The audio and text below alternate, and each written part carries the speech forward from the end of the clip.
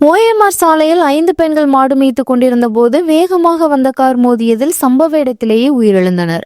விபத்தை ஏற்படுத்திய கல்லூரி மாணவர்கள் போதையில் இருந்ததாக கூறப்படுகிறது. சென்னையை அடுத்த செங்கல்பட்டு மாவட்டம் திருப்போரூர் அருகே பண்டிதமேடு ஓஎம்ஆர் சாலையில் பெண்கள் மாடு மேய்த்து கொண்டிருந்தனர். அப்போது 5 பெண்கள் அங்கு சாலையை கடக்க முயன்றனர்.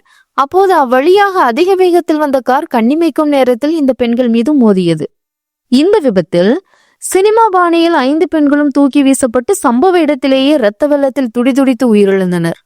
இந்த விபத்து தொடர்பாக உடனே போலீசாருக்கு தகவல் தெரிவிக்கப்பட்டது.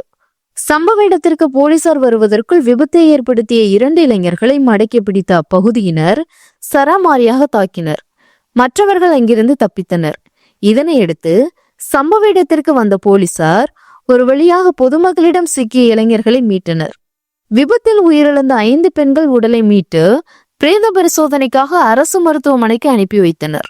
இந்த விபத்து குறித்து போலீசார் வழக்கு பதிவு செய்து விசாரணை நடத்தியதில் விபத்தை ஏற்படுத்தியது கல்லூரி மாணவர்கள் என்பதும் அவர்கள் போதையில் இருந்துள்ளதும் தெரிய வந்துள்ளது.